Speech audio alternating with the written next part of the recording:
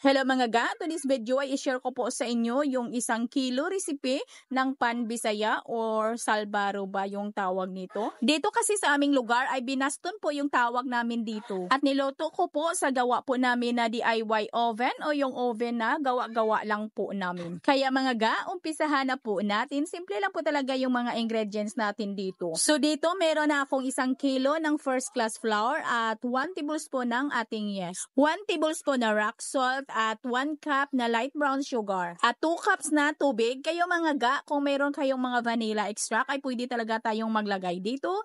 Pero ako ngayon ay wala po akong vanilla, kaya hindi po ako dito maglagay ng vanilla extract. At tunawin lang po natin yung ating asin at yung ating asukal bago po natin dito unti-unting basain yung ating harina. Dito mga ga ay hindi po ako gagamit dito ng shortening or di kaya yung ating margarine. Maglagay lang po ako dito ng 1/2 cup na mantika. At paunti-unti ko lang pong nilagay yung aking mantika.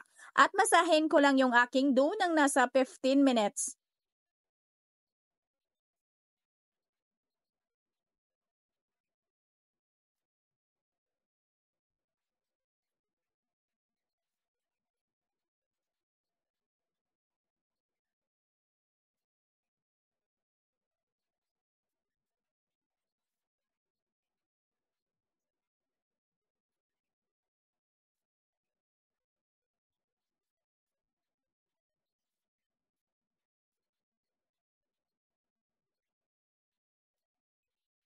Ayan na mga ga, pagkatapos ko itong namasa ng mga 15 minutos, ay i-rest ko muna yung aking dough ng nasa 40 minutos.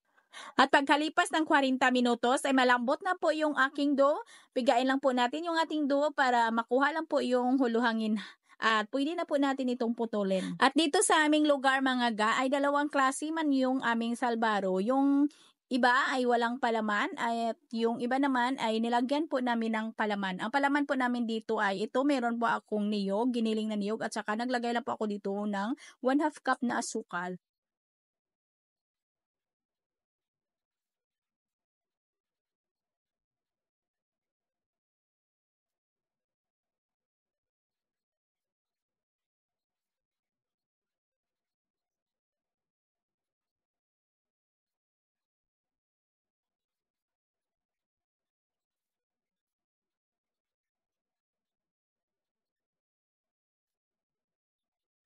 At pagkatapos kong malagyan lahat ng palaman ay banyahan ko muna ito ng mantika at ito ay i-rest ko muna ng mga 1 oras bago po lutuin.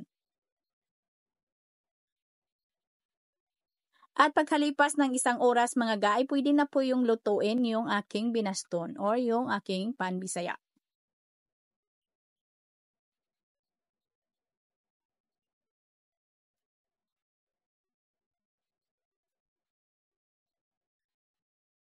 At nang naluto na at habang mainit pa ay binanyahan ko po ito ng condensed milk sa ibabaw.